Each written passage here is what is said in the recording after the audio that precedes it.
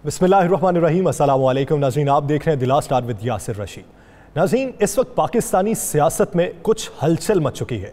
Opposition जमातें तो नैब के इख्तियारात पर बरहमी का इजहार करती ही थीं, हुकूमत को भी हदफ़े तनकीद बनाती थीं। अब सूरत हाल ये है कि हुकूमत की जो इत्तहादी जमातें हैं वो भी नैब इख्तियारात पर नाला दिखाई देती हैं। चौधरी परवेज़ इलाही भी खुल के मैदान में आ गए और उनका ये कहना था कि हमारा जो ख़ानदान है वो एक सियासी ख़ानदान है, हमारे ख़ानदान को इंतकाम का निशाना बनाया जा रहा है नैब की जानिब से, 19 साल पुराने केसेस को खोला जा रहा है। इस सारी सूरत हाल में हुकूमत किस जगह पर खड़ी है, अपोजिशन रहनुमा किस जगह पर खड़े हैं और हुकूमत के इत्तहादी जो हैं वो हुकूमत से किस किस्म के मुतालिबात कर रहे हैं, सब इशू पर बात करने के लिए हमें ज्वाइन किया है कामिल अली आगा, रहनुमा पाकिस्तान मुस्लिम लीग काफ, रेहान हाशमी, रहनुमा MKM पाकिस्तान और सीनियर तज्जियाकार और सहाफ़ी राना अजीम साहब ने। कामिल अली आगा साहब, आपकी जानिब सबसे पहले आऊँगा। बहुत शुक्रिया पहले तो आपके वक्त का। आगा साहब, इस वक्त जो सूरत हाल है, हुकूमत से आपके मुतालिबात क्या हैं और नैब से नुक्ता इख्तलाफ क्या है? हुकूमत से हमारा कोई मुतालबा नहीं है जी। हुकूमत के तो हम इत्तहादी हैं अल्हम्दुलिल्लाह, और पूरी नेक नीयती के साथ उनके साथ दे रहे हैं और उनके साथ चल रहे हैं। बावजूद गिले शिकवों के, उसके बावजूद भी, बहुत सारी रिजर्वेशन होने के बावजूद भी हमने कभी भी कोई वायलेशन नहीं की और भरपूर साथ दिया है। और हाँ, ये होता है कि हम हुकूमत को सीधी राह दिखाने के लिए कोई किसी चीज़ पे, किसी पॉलिसी के ऊपर मोतरज़ होते हैं। वो इसलिए होते हैं कि कारकर्दगी जो है वो बेहतर हो और आवाम में पजीराई हासिल रहे हुकूमत को, और हमारी भी नेक नामी हो और हुकूमत की भी नेक नामी हो। हम हुकूमत के साथ हमारा कोई कतई तौर पे कोई रिजर्वेशन, नैब बहरहाल उसके ख़िलाफ़ हमारे शदीद रिजर्वेशंस हैं और पहले दिन से हैं, लेकिन हम उसको बार बार फेस करते हैं। 4 मरतबा हमें वहाँ पे कॉल किया गया, नोटिस जारी किए गए। हमने हर दफ़ा अपनी सफाई में ख़ुद जाकर पेश होकर वजाहत की और अपने जो सवालात किए उनके जवाबात दिए। इवन आपको याद होगा कि ये सिलसिला जो 20 साल पहले एक अनोनिमस एप्लीकेशन के ऊपर शुरू हुआ, नामालूम शख्सियत की दरख्वास्त के ऊपर ये अमल शुरू हुआ, जो कि सरासर एक गैर कानूनी और against the process of law और जो abuse of process of law जिसको कहा जाता है वो था। लेकिन उसके बावजूद भी हमने उसको फेस किया और इंक्वायरीज़ को झीला और सामना किया, क्योंकि हमारे हाथ साफ थे। इसलिए हम हमेशा कोशिश करते रहे कि हम उनको फेस करें और जो वजाहत तलब की जाती है वो वजाहत दें, जो सबूत मांगे जाते हैं सबूत फराहम करें। हमने हर सवाल का जवाब दिया और हर मरतबा यही तहरीर में सामने आया कि ये तफ्तीश जो है ये इसमें कुछ नहीं है और चौधरी बरादरान के ख़िलाफ़ कोई इल्ज़ाम साबित नहीं होता, इसलिए इसको बंद कर दिया जाए। 2017 में तो सूबाई नैब ने लिख कर तहरीरी तौर पे वफाकी अदारे को लिखा कि इसको बंद कर दिया जाए क्योंकि इसके अंदर कुछ नहीं है। तो उसके बाद फिर आनन फानन जब कभी, तो ये अब तासर ये कायम हो रहा है कि ये अदारा जो है ये एक पॉलिटिकल इंजीनियरिंग करने का रोल अदा करता है और जिस किसी को दबाव में लाना होता है उसको उसके ऊपर उसके केसेस जो हैं वो दोबारा सवारा और 4 मरतबा उनको खोला जाता है और उसके बाद फिर दबाव डालने की कोशिश की जाती है। और ये बात अब इंसानी हकूक़ के बैनुल अक़वामी अदारे और कौमी अदारे जो हैं वो सारे के सारे इस बात पर मुत्तफ़िक़ हैं कि नैब का अदारा जो है वो पॉलिटिकल इंजीनियरिंग के लिए इस्तेमाल होता है। सही। आगा साहब, मैं आपकी जानिब वापस से आता हूँ। रेहान हाशमी साहब, आपकी जानिब आऊँगा। हाशमी साहब, जैसा कि आगा साहब ये बात कर रहे हैं कि नैब जो है वो सियासी इंजीनियरिंग करने वाला इदारा है, आप इस बात से कितने मुत्तफ़िक़ हैं? और अगर मुत्तफ़िक़ हैं तो इस हवाले से क्या वफाक से कोई तफसीली बैठक भी हुई है? बिस्मिल्लाहिर्रहमानिर्रहीम। देखिए, बदकिस्मती से इस मुल्क का जो ट्रेंड रहा है और माजी के कई दिहाइयों पर मुश्तमिल, वो ट्रेंड इस बात की अक्कासी करता है कि जो भी इख्तियारात के पावर कॉरिडोर्स में होता है वो पॉलिटिकल विक्टिमाइजेशंस के लिए मुख्तलिफ इदारों को इस्तेमाल करता रहा है। और इसकी जीती जागती मिसाल पीपल्स पार्टी के लोगों पर मुस्लिम लीग नून की जानिब से मुकदमात का क़याम हो या मुस्लिम लीग नून के लोगों पर बाद में आने वाले पीपल्स पार्टी के इक़्तिदार में आने के बाद उनके ऊपर मुकदमात का क़याम हो। और उसके बाद मौजूदा सिनेरियो में बदकिस्मती से ऐसा महसूस हो रहा है कि कहीं मौजूदा हुकूमत भी इस जो ब्लेम गेम है, जो पॉलिटिकल विक्टिमाइजेशन का तसलसल है, उसका हिस्सा बन ना जाए। हमें ख़दशा है इस बात का। जहाँ तक एक नामालूम एप्लीकेशन की बुनियाद के ऊपर इन्वेस्टिगेशन का आगाज़ होना, एक तो नामालूम अफराद हों, नामालूम कातिल हों, नामालूम जगह हो, नामालूम दहशतगर्द हों, न जाने कब इस नामालूम से छुटकारा हासिल होगा कि उस नामालूम फ़र्द की दरख्वास्त के ऊपर, क्योंकि सियासी लोगों पर या ऐसे लोग जो कि कुछ ऐसी पोजीशंस को ऑब्टेन करते हैं जिनके हज़ारों सियासी मुखालफीन हो सकते हैं, उनके ख़िलाफ़ नामालूम बनकर दर्जनों एप्लीकेशनें लगा सकते हैं जिसका कोई जवाज़ ना हो, और उसको बिला जवाज़ नामालूम दरख्वास्तों के ऊपर किसी इन्वेस्टिगेशन का शुरू होना और उसको पूरी जो रिसोर्सेज हैं सरकार के उसको एलोकेट कर देना उसके ऊपर और उसको तसलसल से कायम रखना। और एक ख़ास तौर पे चौधरी बिरादरान के हवाले से जब एक चीज़ का कंक्लूजन आ गया और उसके बारे में उसको वाइंड अप कर दिया गया था, जो मेरी मालूमात है, तो उसको दोबारा किस तरह खोला गया, क्यों खोला गया, ये तो सवालात बनते हैं ना। और हमें तशवीश इस बात पर है कि अगर मुल्क को सही सिमत पे ले जाना है आपको, तो जो आपके इंस्टीट्यूशंस हैं उनकी बड़ी अहम जिम्मेदारी है। और ख़ास तौर पर ऐसे मौके पर मौजूदा सिनेरियो में कि जहाँ पर अंदरून खाना और बैरून खाना हमें तशवीशनाक सूरत हाल का सामना करना पड़ रहा है, इकनॉमिक क्राइसिस सामने है, हमारे कोविड-19 को काउंटर कर रहे हैं, पूरा बैनुल अक़वामी एक सिनेरियो क्रिएट हो चुका है। हुकूमत, मौजूदा हुकूमत के इत्तेहादी होने के नाते हम इस बात से ख़ाइफ़ हैं कि कहीं वो माजी की रीत जो कि माजी की हुकूमतें इख्तियार किया करती थी, कहीं ये हुकूमत भी अनजाने में उसका हिस्सा ना बन जाए। यकीनी तौर पर चेयरमैन नैब के इख्तियारात के हवाले से बात होनी चाहिए। पुराने केसेस जो कि वाइंड अप कर दिए गए हैं उनको क्यों दोबारा ज़िंदा किया जा रहा है जबकि उसको वाइंड अप किया जा चुका है, उसके पीछे क्या मुहर्रिकात हैं, उसके मोटिव्स क्या हैं। फिर उसके बाद तमाम स्टेक होल्डर्स को, पार्लियामेंट में बैठे हुए तमाम स्टेक होल्डर्स, तमाम पॉलिटिकल पार्टीज़ के लोगों की मुशावरत से अमेंडमेंट होनी चाहिए। और इसमें कोई बुरी बात नहीं है, मुल्क की बही ख्वाही के लिए, बेहतरी के लिए ये करना चाहिए। क्योंकि देखें, अगर आप नॉन इशूज़ की तरफ जाते हैं कि जहाँ पर वाज़े नज़र आ रहा हो कि पॉलिटिकल विक्टिमाइज किया जा रहा है, तो आप पाकिस्तानियों का पैसा खर्च कर रहे हैं, उनके एक्सरसाइज करवा रहे हैं, अननेसेसरी एक्सरसाइज करवा रहे हैं, प्रोडक्टिविटी नहीं है उसकी कोई, मिस यूज़ ऑफ अथॉरिटी की बात कर रहे होते हैं अगर, तो ज़्यादातर जो मेरी मालूमात है cases miss use of authority के हुए हैं, लेकिन 900 से ज़्यादा वो केसेस स्टिल पेंडिंग में हैं। तो हमारी तशवीश है, हमारी रिजर्वेशंस हैं और हम इस बात का हुकूमत से मुतालबा भी इत्तेहादी होने के नाते करते हैं और तवक्का भी करते हैं कि इसके ऊपर डिलाइब्रेशंस हों, इसके ऊपर डायलॉग होने चाहिए और कुछ चीज़ें सबको एक पेज पे लाना चाहिए, तब चीज़ें तय करनी चाहिए, को तय करना है। राना साहब, आपकी जानिब आऊंगा। जैसा कि हाशमी साहब भी जिक्र कर रहे हैं कि पॉलिटिकल विक्टिमाइजेशन होती है, तो सोचने की बात यह है कि केस पाकिस्तान तहरीक इंसाफ की हुकूमत में दोबारा ओपन हुआ है, किसके खिलाफ? चौधरी परवेज इलाही के खिलाफ। तो वो तो इत्तेहादी है पाकिस्तान तहरीक इंसाफ के, तो पॉलिटिकल विक्टिमाइजेशन किसकी जानिब से हो रही है?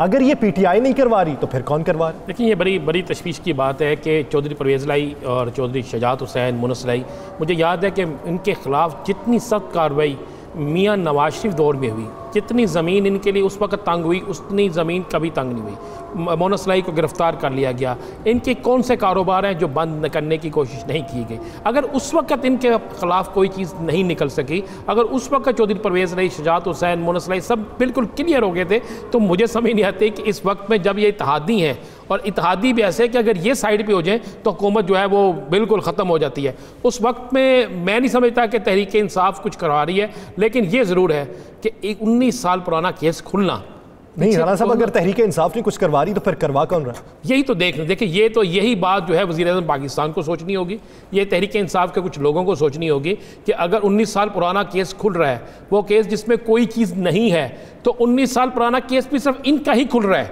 किसी और का नहीं। तो ऐसी कौन सी वजूहात हैं, पीछे कौन है? क्या अदारों के अंदर कोई ऐसे लोग मौजूद हैं जो हुकूमत के खिलाफ साजिश कर रहे हैं और इत्तेहादियों को आपस में लड़ाना चाहते हैं? ये एक चीज़ है जी। आगा साहब, क्या कहेंगे इस पे? क्या ये केस जो है ये पाकिस्तान तहरीक इंसाफ और पाकिस्तान मुस्लिम लीग काफ के इत्तेहाद में फर्क डाल सकता है?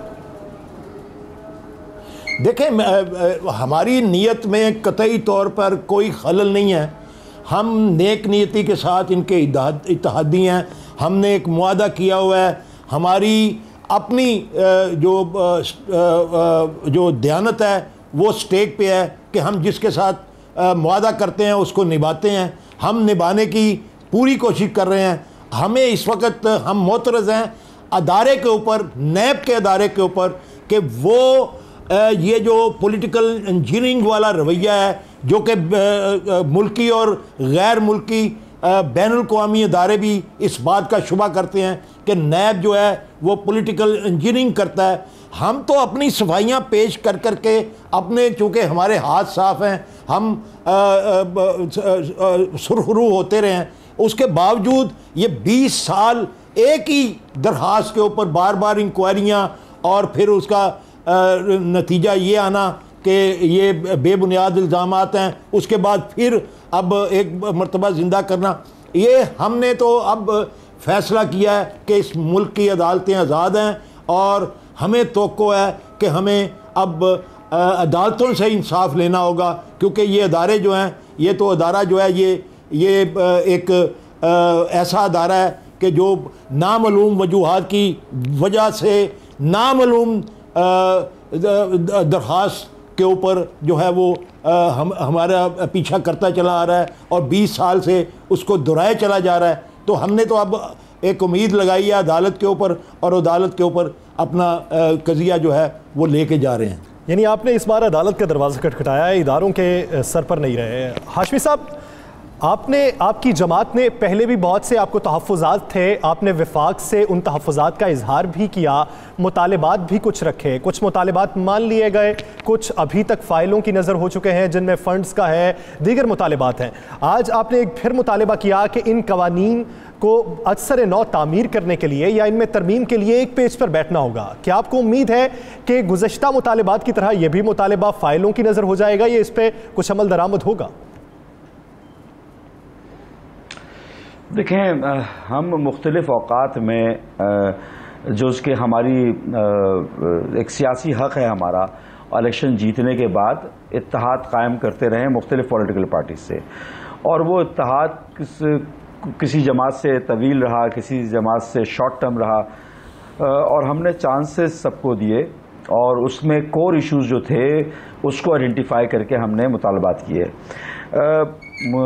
मौजूदा हुकूमत यकीनी तौर पर पाकिस्तान के पॉलिटिकल मंजरनामे पर रिसेंटली उभर कर आई है सामने, और 2 साल होने को जा रहे हैं। यकीनी तौर पर हमारे जो कोलिजन हुआ उसके चंद अहम नुकात थे, जिसमें सर फहरिस्त कराची पैकेज को अनाउंस करना था, जिसमें सर फहरिस्त K4 का मंसूबा था, कराची में निकासी आपके मामलात थे, और हमारे ऑफिसेज ना खुलना, उनको बंद रहना, हमारे जो लीगल ऑफिसेज हैं। इसी तरह जो हमारे कारकुनान की बाजियाबी के मामलात थे, और इस तरह की दीगर चीज़ें थीं जो इम्पोर्टेंट, जिसके ऊपर हमारी नेगोशिएशंस हो रही थी। हम हुकूमत से को सपोर्ट करते हुए वजारत से बाहर भी आए, और उसके बाद फिर नेगोशिएशंस हुई। आपने देखा कि कुछ मुतालबात जो कि कराची पैकेज और कराची को अपलिफ्ट करने के हवाले से उसको एग्री भी किया गया, और अब थोड़ा बहुत मामूली नौयत का शुरू भी होने जा रहा है। हमारी रिजर्वेशंस हैं, लेकिन चूंकि हमने दीगर पॉलिटिकल पार्टीज़ को भी चांस दिया और तवील अरसे के लिए दिया, तो अभी तो इनको 2 साल हुआ, और हम ज़ाती तौर पे इनको पुश भी कर रहे हैं, तवक्कुआत भी हैं इनसे। हमने अमेंडमेंट के हवाले से ख़ास तौर पर आर्टिकल 140A जो कि एडमिनिस्ट्रेटिव और फाइनेंशियल पावर्स लोकल बॉडीज़ को डिवॉल्व करने की बात करता है, 18वीं तरमीम के नतीजे में पावर को डिसेंट्रलाइज होना था और डिस्ट्रिक्ट की सतह पर, यूसीज की सतह पर इसको डेवोल्यूशन ऑफ पावर होनी थी, रूट लेवल डेमोक्रेसी को इमर्ज होकर आना था, उसके ऊपर हमारा मुतालबा रहा है मुतालबा।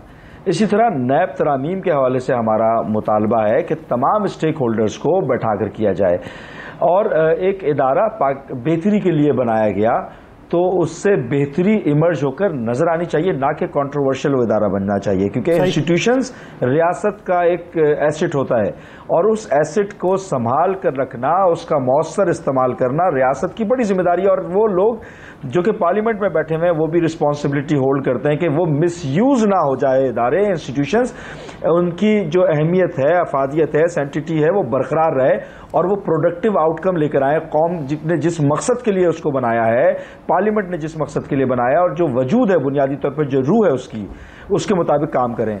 यानी मौसर इस्तेमाल जो उसका है, अगर उस हवाले से कोई सिफारिशात सामने आ रही हैं तो सिफारिशात पे अमल दरामद होना चाहिए, ऑन बोर्ड सबको लेना चाहिए।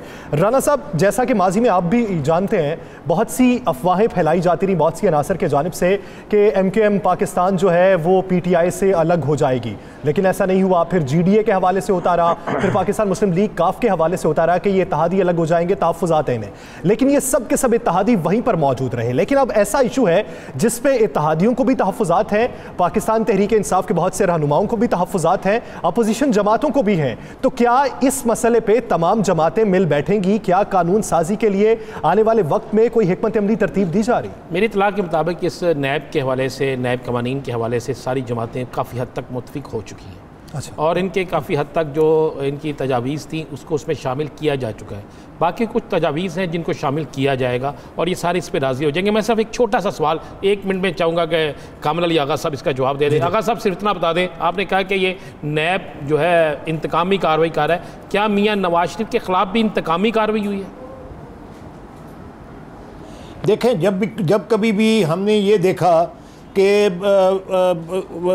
किसी के ख़िलाफ़ भी, मियाँ नवाज शरीफ साहब हों या कोई भी हो, किसी के ख़िलाफ़ भी अब्यूज़ ऑफ पावर्स जो है वो सामने आई है और फंडामेंटल राइट्स की ख़िलाफ़ वर्जी हो रही है, तो वाहद हमारी जमात है कि हम हुकूमत में हों या हुकूमत से बाहर हों, हमने हमेशा हक़ की आवाज़ जो है उसका साथ दिया, हक़ की आवाज़ को उठाया और कोशिश की कि इंसानी हुकूक की खिलाफ वर्जी ना हो। राना साहब, एक बात मैं आखिर में ज़रूर कहूँगा, ये बदली हुई दुनिया है। कोरोना वायरस के बाद दुनिया बदल चुकी है, इस बात का एहसास हर किसी को कर लेना चाहिए।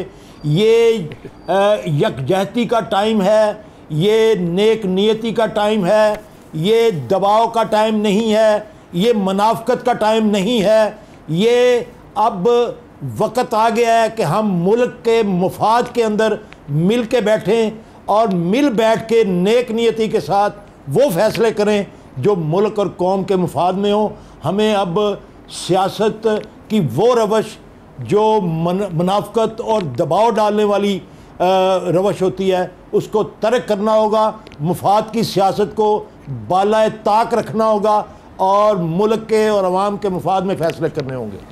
यानी देखना यह है कि मुल्की मफाद के लिए कौम काम कर रहा है और सियासी और ज़ाती मफाद किसका है। ज़ाती और सियासी मफाद को बालाए ताक रख के मुल्की मफाद के लिए काम करें तो मुल्क के लिए बेहतर होगा। और जैसा कि कामिल अली आगा साहब भी कह रहे हैं कि वबा के बाद दुनिया बदल रही है तो हमें भी बदलना होगा। बहुत शुक्रिया कामिल अली आगा साहब और रेहान हाशमी साहब, इस हवाले से आपने वक्त दिया। नाज़रीन, दीगर इशूज़ पर बात करेंगे एक शॉर्ट ब्रेक के बाद।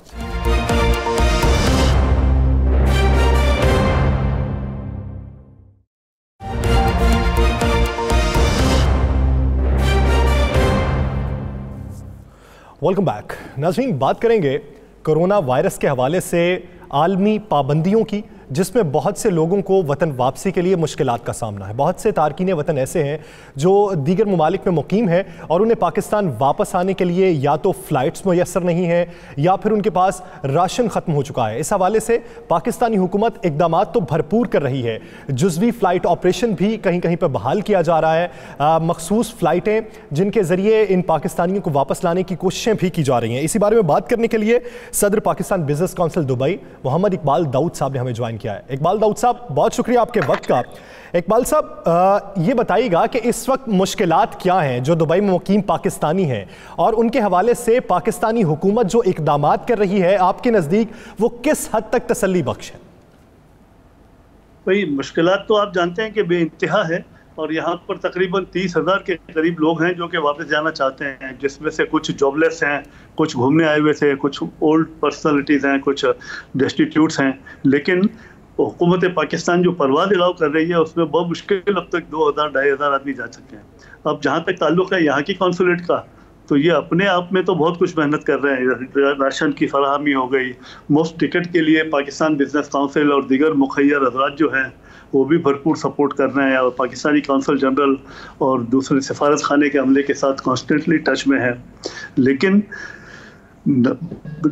लेकिन तादाद इतनी ज़्यादा है और फ़्लाइटें इतनी कम हैं कि ये मसला फौरी तौर पर हल होता हुआ नज़र नहीं आता, और इसमें बहुत ज़्यादा मुश्किलात हैं। लेकिन जहाँ तक यहाँ का ताल्लुक़ है, यहाँ की कम्युनिटी का ताल्लुक़ है, उनका बहुत ही धुंधही से साथ है और बिल्कुल बड़ी मेहनत से ये लोग काम कर रहे हैं। और उसमें कौंसल जनरल साहब जो है वो बनफ़्स नफीस फुल टाइम इसमें इन्वॉल्व हैं और बहुत ज़्यादा मेहनत कर रहे हैं।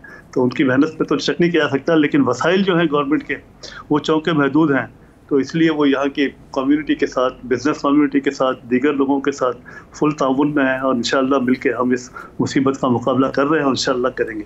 सही।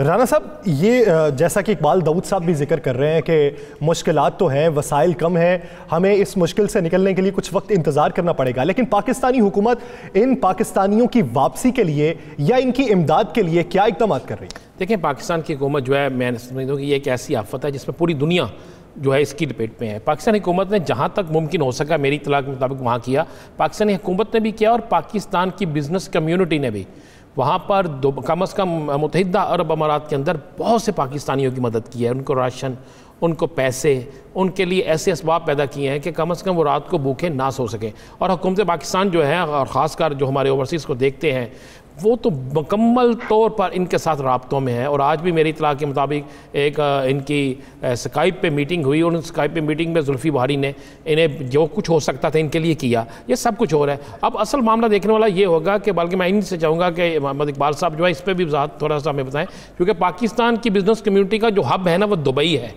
और बहुत बड़ी इन्वेस्टमेंट दुबई के अंदर पाकिस्तानी बिजनेस कम्युनिटी की भी है। अब दुबई में कर्फ्यू भी यासिर कम हो गया है, नरमी आ गई है, तो उसके बाद भी क्या पाकिस्तानी जो बेचारे बेरोज़गार हो गए थे, क्या उनको कोई रोज़गार मिलना शुरू हुआ है? और पाकिस्तानी बिजनेस कम्युनिटी का वहाँ पे इस वक्त क्या पोजीशन है? क्या दोबारा को बिज़नेस बहाल होना शुरू हुआ है? और जो पाकिस्तानी फारिग हो गए हैं उनके लिए ये क्या कर रहे हैं? जी इकबाल साहब। जी, मौजूदा सूरत हाल में बहाल हुआ है तो कहना मुनासिब नहीं है, क्योंकि अभी तक लोग अपनी नौकरियों से फारिग होते जा रहे हैं, कारोबार बुरी तरह मुतासिर हो रहे हैं। छोटे मोटे पाकिस्तानियों के जो रेस्टोरेंट्स हैं उनकी भी बंद होने की नौबतें आ गई हैं, और एक बहुत बड़ी यानी कि एक गैर यकीनी सूरत हाल है। लेकिन इसके बावजूद हम इस बात पर पूरे होपफुल हैं कि जैसे ही अगर अभी थोड़ा सा लॉकडाउन खुला है और थोड़ी सी एक्टिविटीज़ दूर हुई हैं, और बेहतरी आमतौर पर हमारे पाकिस्तानी हैं भी मेहनतकश और बड़ी हिम्मत से इसका सामना कर रहे हैं, लेकिन हालात अभी तक बहुत ख़राब हैं। राना साहब, जैसा कि आप तो कह रहे हैं कि दुबई में सूरत हाल थोड़ी सी मामूल की तरफ गामजन हो रही है, लेकिन इकबाल दाऊद साहब कहते हैं कि लम्हा ब लम्हा वो सूरत हाल टाइट हो रही। नहीं, इसलिए कह रहे हैं कि देखिए वहाँ पे कर्फ्यू काफ़ी हद तक ख़त्म हो गया, वहाँ पे बहुत सी मार्केटें खुल गई, बहुत से इलाके जो है खुल गए, बहुत से बिज़नेस खुल गए। लेकिन अब मामला ये है कि दुबई के अंदर तो खुल गए, दुबई का जो बैनुल अक़वामी राब्ता था, जो दीगर जगहों पर इनकी चीज़ें जाती थी, जहाँ से आती थी वहाँ से वो कुछ नहीं हो रहा। और अगर दुबई में कोई चीज़ तैयार हो रही है तो दुबई से बाहर नहीं जा रही, अगर दुबई से बाहर से तैयार होकर दुबई आ रही है तो फ़ज़ाई हदूद जो है, फ़ज़ाई तो आपको पता ऑपरेशन मुअत्तल है, उसकी वजह से वहाँ पे नहीं पहुँच रही। तो जिसकी वजह से दुबई में जो बैठे हुए बिजनेसमैन हैं उनको पहले से कोई 20% रिलीफ तो मिला है, लेकिन अभी तक 80% रिलीफ नहीं है। 80% रिलीफ इसलिए नहीं है कि 80% रिलीफ उस वक्त होगा जिस वक्त मुकम्मल तौर पर यासर वहाँ पर सारा सिस्टम ठीक हो जाएगा और पूरी दुनिया के रवाबत जो है एक दूसरे के साथ शुरू हो जाएंगे, तो फिर मैं समझता हूँ शायद फिर जाके वहाँ पे कुछ बेहतर होना शुरू हो। लेकिन इसमें कोई शक नहीं है कि दुबई की हुकूमत ने और हमारे पाकिस्तान की कम्युनिटी जो वहाँ बैठी है, जैसा इकबाल दाऊद साहब बैठे हैं, बाकी लोग बैठे हैं, इन लोगों ने बहुत मेहनत की है हमारे उन पाकिस्तानियों के लिए जो वहाँ पे मौजूद हैं। लेकिन अब मसला यह है कि यासर जैसे जैसे ईद करीब आ रही है, बहुत से पाकिस्तानियों की ख्वाहिश है वो पाकिस्तान आ जाए, लेकिन क्यों नहीं, क्या इन हालात में वापस आना चाहिए? नहीं आना चाहिए। मैं समझता हूँ इसलिए नहीं आना चाहिए, पाकिस्तान में आकर वो क्या करेंगे, वहाँ पर बैठे हैं, जैसे हालात थोड़े से बेहतर होंगे वहाँ पे उन्हें नौकरियाँ मिल जाएंगी, वहाँ पे उन्हें कुछ ना कुछ रोज़गार मिल जाएगा। अगर कोई टैक्सी ड्राइवर है तो टैक्सी चलानी शुरू कर देगा, अगर किसी का होटल है, होटल में काम करता है तो आहिस्ता आहिस्ता जैसे हालात ठीक हो रहे होटल पे काम करना शुरू कर देगा। अब उसके बाद जो जमा पूंजी है या उधार उठा के वो आएगा जहाज़ में पाकिस्तान आएगा, पाकिस्तान आके उसको अपने घर में देने के लिए कुछ नहीं होगा, लाजमी बात। और दूसरा एक चीज़ में रखिएगा, इस मौजूदा सूरत हाल में सबसे ख़तरनाक जो सफ़र है कोरोना के हवाले से वो जहाज़ का सफ़र है, इसलिए कि आप देखें कि उसमें हवा बाहर नहीं जा रही, आप लोग एक ही जगह पर बैठे हैं और उस एक जगह के अंदर आपको सांस जिसको अगर खुदा ना खास्ता ये बीमारी है तो वो सांस लेता है तो सांस से दूसरे में बीमारी मुंतकिल हो रही है। और आपको पता है कि मुत्तहिदा अरब अमारात से आने वाले जितने मुसाफिर हैं उनमें से 65% अफराद जो हैं वो कोरोना के मरीज़ निकल रहे हैं, 65% जो लोग हैं वो कोरोना के मरीज़ निकल रहे हैं। लिहाजा मैं समझता हूँ कि ऐसे वक्त में बिला वजह सफर नहीं करना। जो SOP बनाई गई थी कि आपका आना आपके सर्टिफिकेट से मशरूत होगा, आपको करंतना में रखा जाएगा, आप वो सर्टिफिकेट लेके आएंगे तो फिर आप जहाज़ से बाहर आएंगे, जहाज़ को डिसइंफेक्ट करके लाया जाएगा, वो SOPs पर अगर अमल दरामद होता है तो क्या फिर भी 65% निकलते हैं? जी मैं बताता हूँ, वो उस SOP पर अमल नहीं हो सका, इसलिए नहीं हो सका। आपको याद होगा जब ये सिलसिला शुरू हुआ तो रोम से जो लोग आना चाह रहे थे तो उस वक्त वहाँ की हुकूमत ने वाज़े तौर पर इनकार कर दिया कि अभी तुम्हारे हमारे अस्पतालों के अंदर इतना रश है तमाम दुनिया के मुमालिक में कि हमारे डॉक्टर या कोई ऐसी टीम मौजूद नहीं है जो किसी भी तारकीन वतन को इस चीज़ का सर्टिफिकेट दे कि पहले आपको चेक किया जाए कि इनको कोरोना है या नहीं। तो उसके बाद ये पाबंदी ख़त्म कर दी गई थी। बाकी जब पाकिस्तान आते हैं तो देखें यहाँ पर आकर उनको मुकम्मल तौर पर वही SOP जो है उस पर अमल किया जाता है। उनसे पूछा जाता है कि आपने प्राइवेट तौर पर अपने किसी होटल में जाना है या सरकारी तौर पर जो जगह बनी है वहाँ पे जाना है, वहाँ पर उनका 24 घंटे उन्हें रखा जाता है। 24 घंटे के बाद टेस्ट लिए जाते हैं और टेस्ट लेने के बाद उनका जो रिजल्ट आता है उसके बाद फैसला किया जाता है कि इनको घर जाने देना है या इनको आइसोलेशन में रखना है। तो ये तो अब तो शायद कल जब हमारे प्रोग्राम में डॉक्टर यास्मीन राशन ने गुफ्तगू की थी तो उसके बाद ये हुआ कि हमारे इस प्रोग्राम के बाद जो फौरी तौर पर अमल हुआ वो ये हुआ कि अब वो टेस्ट जो तारकीन वतन का 24 घंटे बाद जिसका रिजल्ट आता था अब उसका 12 घंटे बाद रिजल्ट आना शुरू हो जाएगा और 24 घंटे बाद जो उनका टेस्ट होता था वो भी 12 घंटे बाद होना शुरू हो जाएगा ताकि ये जल्द से जल्द अपने घरों में पहुँच सकें। यानी सूरत हाल पाकिस्तानी हुकूमत तो ये चाहती है कि वक्तन फ़वक्तन बेहतर होती रहे। इस सूरत हाल पर काबू पाया जा सकता है तो SOPs पर अमल दरामद करके, और साथ ही साथ फ़र्द वाहिद की ये जिम्मेदारी है कि अगर वो पाकिस्तान वापस आना चाहता है तो उसको SOP पर अगर अमल दरामद नहीं हो सकता तो वो बेहतर तरीका कार के तहत हुकूमत से मुशावरत के बाद वतन वापस आए। इकबाल दाऊद साहब, UAE में मुखय्यर पाकिस्तानी भी मौजूद हैं, तो वो अपने हमवतनों के लिए किस कदर सहूलियात मुहैया कर रहे हैं, उन्हें इक़दामात के हवाले से क्या ताउन फराहम कर रहे हैं? देखें, इस पर 2-3 चीज़ें हैं। सबसे पहली चीज़ ये है कि जो बिल्कुल लेबर क्लास है और जो डेस्टिट्यूट पीपल्स हैं उनके लिए राशन की फराहमी एक मसला था।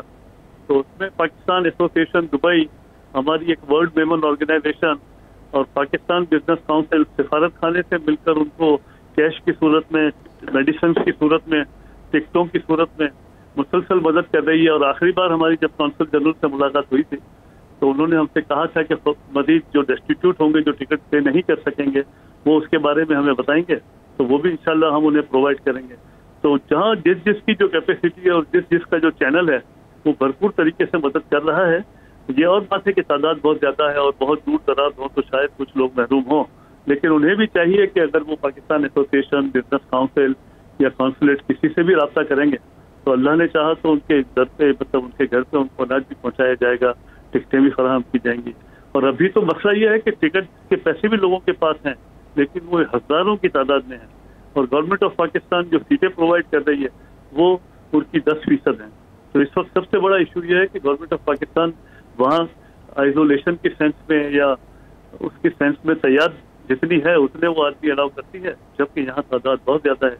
तो ये प्रॉब्लम्स हैं अभी, यानी मुश्किलात हैं। राना साहब, जैसा कि इकबाल दाऊद साहब कह रहे हैं कि पाकिस्तानी जहाँ भी हों दर्द दिल तो रखते हैं। अगर वहाँ पे कोई गरीब पाकिस्तानी मौजूद है या कारोबार उसका मुतासिर हो चुका है तो मुखय्यर हजरात उसकी मदद ज़रूर करते हैं। इस वक्त में कि जब हर तरफ नफसा नफसी की कैफियत है, ऐसे में अगर आपकी कोई मदद कर दे और वह आपके अपने मुल्क का हो तो हिम्मत दोगुना हो जाती है।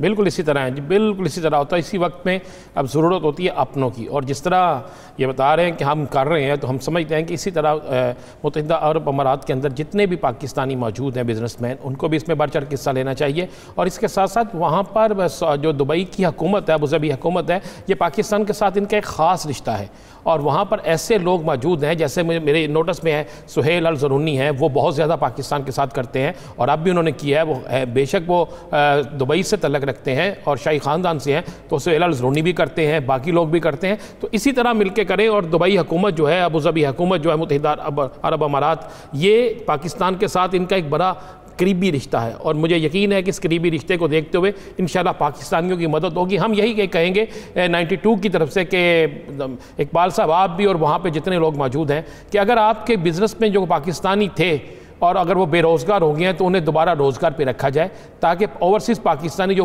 पाकिस्तान से बाहर रहकर पाकिस्तान के लिए काम कर रहे थे, पाकिस्तान सरमाया भेजते थे, अगर वो बाहर रहेंगे, पाकिस्तान के लिए काम करेंगे, तो पाकिस्तान के लिए भी बेहतर होगा और उनके लिए भी बेहतर होगा। यानी वज़ीर-ए-आज़म इमरान खान साहब भी ये कहते हैं कि जो तारकीन वतन है वो पाकिस्तान का कीमती असासा है, और पाकिस्तान के लिए वो बढ़ चढ़ कर सा भी डालते हैं, तो इसलिए मुश्किल वक्त है। मुश्किल वक्त से निकलने के लिए कुछ मुश्किल फ़ैसले भी करने पड़ते हैं, तो इसलिए थोड़ी सी मुश्किल बर्दाश्त करना होगी। नाज़रीन, यहाँ वक्त हुआ एक ब्रेक का।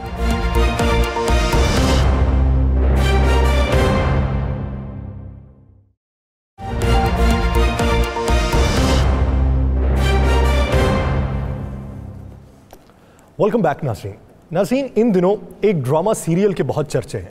वो ड्रामा है तुर्की का, जिसका नाम है दिरिलियस एर्तुगरुल। तुर्की में उसे एर्तुगरुल बुलाते हैं, पाकिस्तान में अर्तगल भी बुलाया जाता है। ये सल्तनत उस्मानिया की बुनियाद रखने से पहले के वाक़यात हैं कि किस तरह साजिशों को रौंदा गया, किस तरह बगावतों को कुचला गया, किस किस से मुकाबले हुए, मंगोलों को कहाँ पर शिकस्त दी, और सल्तनत उस्मानिया की बुनियाद से पहले मुसलमानों ने कितने पेचो खम देखे हैं। ये सारी कहानी उस ड्रामे में है। इस ड्रामे के आने के बाद कहा यह जा रहा है कि इसने कुछ ही अरसे में हॉलीवुड इंडस्ट्री को पीछे छोड़ दिया है। हॉलीवुड इंडस्ट्री में बनने वाली अब तक ड्रामा सीरियल्स ऐसे हैं जिसमें लग़वियात भी सामने आती रही, जिसमें जिस्मों की नुमाइश भी होती रही, और उसका एक उनसर ये भी सामने आया कि इससे रेटिंग में इजाफा होता है। तो सोचिए कि एक ऐसा ड्रामा सीरियल जिसमें ना तो लग़वियात हैं, ना जिस्मों की नुमाइश की गई है, उसके बावजूद भी उसकी इतनी रेटिंग है, और दुनिया के 50 से ज़ायद ममालिक में इस वक्त वो टॉप 10 के अंदर कंसीडर किया जा रहा है। इसकी वजूहात क्या हैं? क्या इससे इस्लामोफोबिया का खात्मा हो सकेगा? क्या इस्लाम का बेहतरीन इमेज उजागर हो सकेगा? बहुत सी राय यह है कि इससे इस्लाम का इमेज उजागर नहीं हो रहा, बल्कि इस्लाम के इमेज को मुतासिर किया गया। जबकि बहुत से लोगों की राय यह है कि इससे इस्लाम का बेहतरीन इमेज उजागर हो रहा है। ऐसे ड्रामा सीरियल आने वाले दिनों में चलते रहने चाहिए। राना साहब, दो तरह के नजरियात हैं। एक नजरिया उनका है जिन्होंने ड्रामा देखा है, एक नजरिया उनका है जिन्होंने सिर्फ सुना है। दोनों के नजरियात में किसका नजरिया बेहतर है, और ये ड्रामा सीरियल इस्लामोफोबिया के खात्मे के लिए किस हद तक मुफीद है? बिस्मिल्लाहिर्रहमानिर्रहीम। देखें, ये एक वो ड्रामा है जो मैं समझता हूँ कि हमारी आने वाली नस्लों को भी देखना चाहिए, हमारी नौजवान नस्ल को भी देखना चाहिए। पाकिस्तान के अंदर यासर अरबों डॉलर सिर्फ पाकिस्तानी कौम की नस्ल को बिगाड़ने के लिए बैरूनी कुफ्ते खर्च कर रही थी। हमारी नौजवान नस्ल को गुमराह करने के लिए यहाँ पे NGOs के ज़रिए, यहाँ पर मुख्तलिफ़ ड्रामा सीरीज़ के ज़रिए, यहाँ पर मुख्तलिफ़ प्रोग्रामों के ज़रिए, मुख्तलिफ़ वर्कशॉप्स के ज़रिए हमारी नौजवान नस्ल को गुमराह करने की कोशिश की जा रही थी। अब देखें, ये एक ऐसा ड्रामा है जिसमें बता दिया गया है कि इस्लाम से बढ़कर ताकत कोई नहीं, जिसमें बता दिया गया है कि हमारे लिए रसूल पाक सल्लल्लाहु अलैहि वसल्लम की हस्ती सबसे बड़ी है। अब जिस तरह कुरान पाक में है ना, लक़द काना लकुम फ़ी रसूलिल्लाह उस्वतुन हसना, कि अपनी ज़िंदगी को रसूल पाक सल्लल्लाहु अलैहि वसल्लम की ज़िंदगी के मुताबिक बसर करो, तो इससे बेहतर और कुछ नहीं है। इस ड्रामे में ये सब कुछ दिखा दिया गया है, और इस ड्रामे में वो निशानदेही भी कर दी गई है जो आज जिस पे अरबों डॉलर खर्च हो रहे हैं ना, जो अरबों डॉलर आज खर्च हो रहे हैं पाकिस्तान के ऊपर, तमाम मुस्लिम ममालिक में गुमराह करने के लिए, हमें आपस में लड़ाने के लिए, बेहयाई पैदा करने के लिए। क्या नहीं हो रहा आजकल? ये उस वक्त भी हो रहा था। आप देखें, उस वक्त मुसलमान हुक्मरानों के वहाँ पर कनीज़ें कौन थीं, किस तरह उनको ट्रेन किया जाता था, कितने पैसे उन पर खर्च किए जाते थे, किस तरह उन महलों के अंदर जो दूसरे गुलाम थे या फौजी भर्ती किए जाते थे, उन पर कितने डॉलर्स उस वक़्त के पैसे खर्च किए जाते थे, सिर्फ किस लिए कि मुसलमानों को गुमराह करो, इनको इस्लाम से दूर लेकर जाओ, इनके खिलाफ साजिशें करो, इनको आपस में लड़ाओ और इनका खात्मा कर दो। आज वही वक्त है यासर, ये बड़ा अच्छा फैसला है जिस फैसले में ये ड्रामा दोबारा दिखाया जा रहा है। देखिए आज फिर वही वक्त आ गया है कि आज हमारी सफ़ों के अंदर, हमारे घरों में ड्रामों की सूरत में, हमारे मोबाइल्स पर नेट ऑन करें आप, फेसबुक की सूरत में, दीगर मामलात में वही चीज़ें दोबारा शुरू हो गई थी जो अर्तगल के वक्त में थी। यानी हमें गुमराह करने के लिए, नौजवान नस्ल को गुमराह करने के लिए हम पर जो लाखों नहीं अरबों डॉलर खर्च किए जा रहे थे, इसी काम पे हो रहे थे ना। अब ये जो ड्रामा, मैं तो चैलेंज से कहता हूँ जी, मैंने एक दिन ड्रामा, जिस दिन आपने जिक्र किया, मैंने ड्रामा देखना शुरू किया और कसम ले लें अब घर जाके टीवी नहीं देखता। और राणा साहब, यही होता है। और मेरे बच्चों से लेके बिल्कुल बड़ों की उम्र तक के लोग, यानी हमारे जो घर वाले हैं या बड़े जो हैं, वो ड्रामा सीरियल देखने पे एतकाद नहीं रखते। हालांकि घर पे कोई अगर ड्रामा देख भी रहा होता था ना, तो 2-4 बातें सुना दिया करते थे, बंद करो, ये क्या मजाक हो रहा है। लेकिन इस वक्त बड़े से लेके छोटे तक हर कोई उसमें इतना महव है, ना टाइम का पता है, ना खाने पीने का पता है, सब उसमें महव है। तो कुछ ना कुछ बात तो उसमें है। देखिए बड़ी अच्छी, देखिए मेरे बच्चों ने भी मुझे कहा, उससे कि जब रसूल पाक सल्लल्लाहु अलैहि वसल्लम का नाम लेते हैं तो सब इस तरह हाथ रख के ये अदब से हो जाते हैं, और जब वहाँ पर देखते हैं कि बुरा वक्त आने लगा है, आप देखें हर मुसलमान हुक्मरान जो है, कामयाब हुक्मरान, उसके पीछे एक रूहानी ताकत होती है। रूहानी ताकत कौन होती है?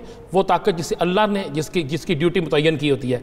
तुम जाकर इस मुसलमान को बताओ कि तुम्हारे रास्ते क्या हैं, तुमने किस रास्ते से चलना है, किस तरह तुमने हज़ारों के लश्कर को शिकस्त देनी है चंद लोगों के साथ। लेकिन राणा साहब, आप शायद जिक्र कर रहे हैं उसके किरदार इब्नुल अरबी के हवाले से। बिल्कुल, इब्नुल अरबी के हवाले से भी सोशल मीडिया पे आजकल बहस चल रही है। ये तो सब गलत है, ये तो इस्लाम के तशख़्ख़ुस को पामाल किया जा रहा है, नई हिस्ट्री बनाई। आप इसी ड्रामे में देखें, वो हज़रत हिज़र अलैहिस्सलाम का जिक्र करते हैं।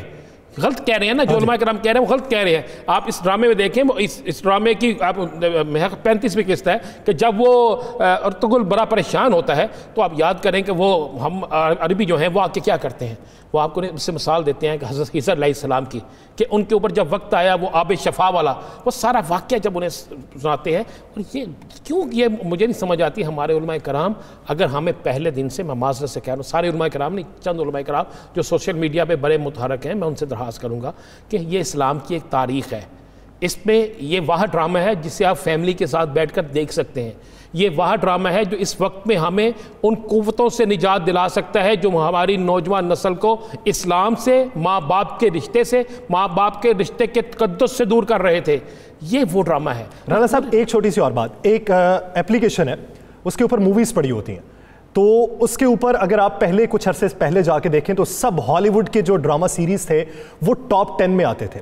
उस वक्त किसी ने कोई बात नहीं की, किसी ने कोई उन पे फतवा नहीं लगाया। लेकिन अब इन दिनों में टॉप 10 के अंदर दिरिलिस एर्तुग्रुल का नाम आता है। अब सब बातें करना शुरू हो गए, अब ये भी कहना शुरू हो गए कि तुर्की जो मुल्क है वो खुद एक सेकुलर मुल्क है, वो हमें दीन क्या सिखाएगा, ये जो जितने उसमें एक्ट्रेस हैं इनकी ज़िंदगी कुछ और है, ये हमें इस्लाम क्या सिखाएंगे। लेकिन ज़िंदगी उनकी क्या है, वो इस्लाम की बात कर रहे हैं, हमें भी मासी दिखा रहे हैं कि ए मुसलमानों आप क्या थे।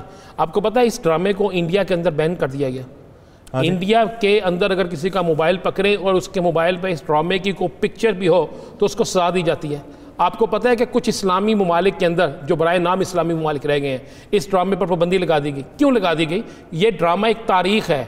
इस ड्रामे में बताया गया है कि यहूदी हमारे साथ क्या करते रहे। इस ड्रामे में बताया गया है कि जो आज की आलमी कुव्वतें बनी हुई हैं, वो आलमी कुव्वतें बनने के लिए उन्होंने कौन कौन से घिनौने खेल खेले थे।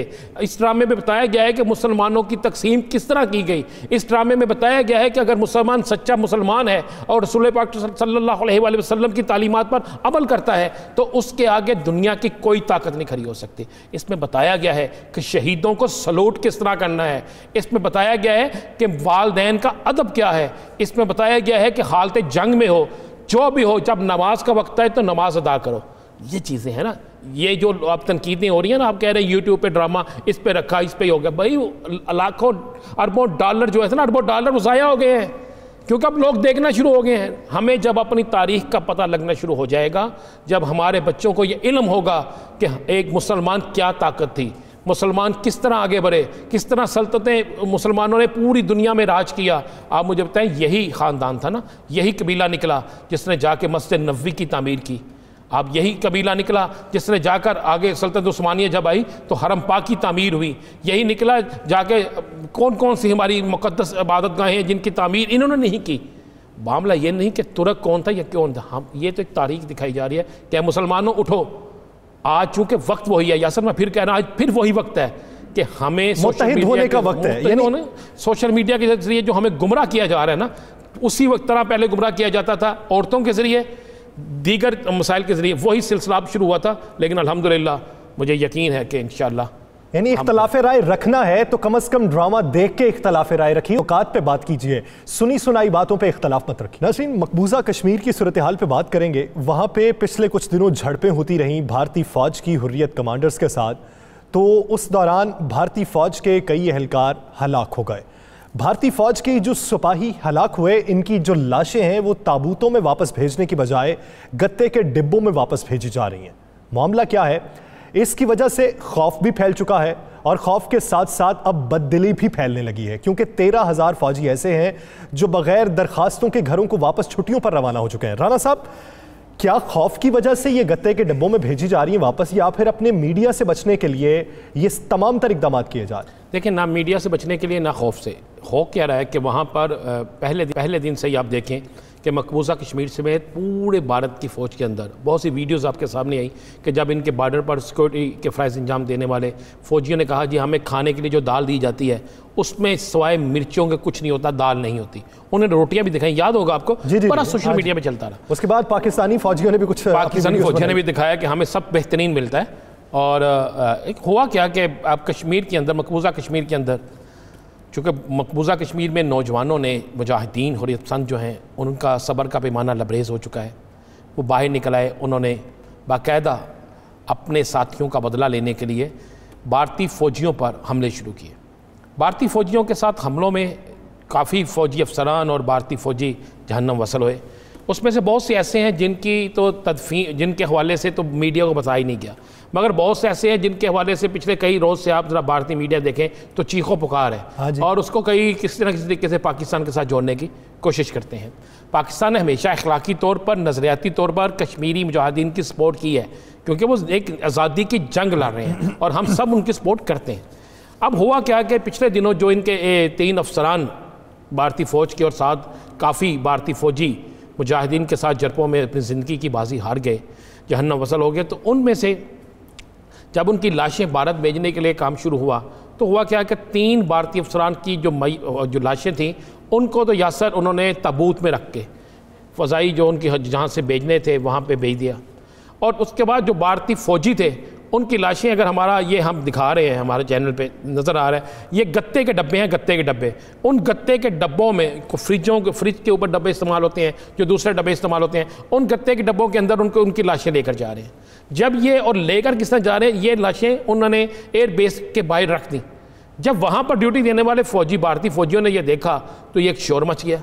और शोर मचने के बाद पहले तो भारतीय फ़ौज खौफ की वजह से अपनी बारकों से बाहर नहीं निकल रही थी, अब फौज खौफ के साथ साथ उनके अंदर बददिली पैदा हो गई है, जिस पर बाकायदा भारतीय फ़ौजियों ने बाकायदा एहतजाज किया और अपने आला अफसरान को कहा खाना तो आप हमें अच्छा देते नहीं, खुद आप फ्रंट पे आके लड़ते नहीं, फ्रंट पे लड़ने मरने के लिए हमें भेज देते हो, और अब जब हमारे साथी मरना शुरू हो गए हैं तो अब उनकी लाशें जो हैं उनके लिए ताबूत भी नहीं है।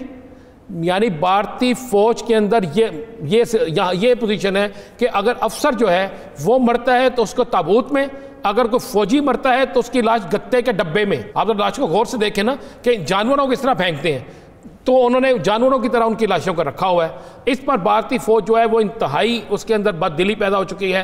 पहले तो 13,000 फौजी आपको पता है वैसे ही खौफ से चले गए बगैर छुट्टी लिए। अब जो बाकी फ़ौज वहाँ मौजूद है वो बारकों से नहीं निकल रही खौफ की वजह से, खौफ के साथ साथ ये बददिली पैदा हो गया। ये फ़र्क होता है। देखिए हमारे पाकिस्तान के अंदर हमारा कोई सिपाही, हमारा कोई फ़ौजी शहीद होता है तो उसको पूरे एजाज़ के साथ दफनाया जाता है, और शहीद के लिए आपको हमारे आर्मी चीफ से लेकर कोर कमांडर, दीगर अफसरान उसकी नमाज जनाजा में शिरकत करते हैं।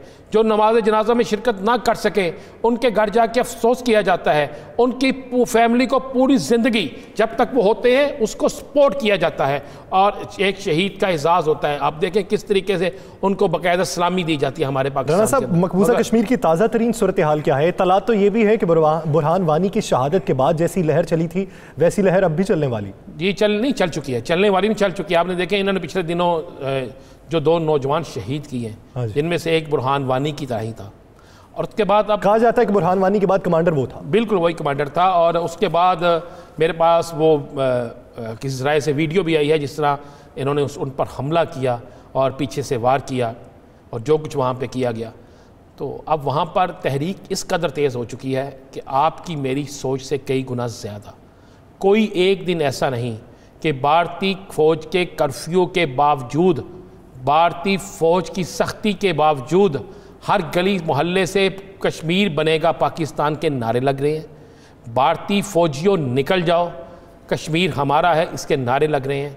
वहाँ पर नौजवान अब दोबारा बुरहान वानी से पहल की तहरीक से ज़्यादा तहरीक तेज़ करके बाहर निकल आए हैं। यही वजह है कि आपको पिछले दिनों भी हमने एक फुटेज दिखाई थी कि जब बहुत से भारतीय फौजी एक मोहल्ले में दाखिल हुए तो किस तरह वहाँ के नौजवानों ने उन राइफलों के बावजूद कि उनके हाथों में राइफलें थीं, उनके पास बड़ी बड़ी गन्नें थीं, लेकिन उनकी दौड़ लगवाई।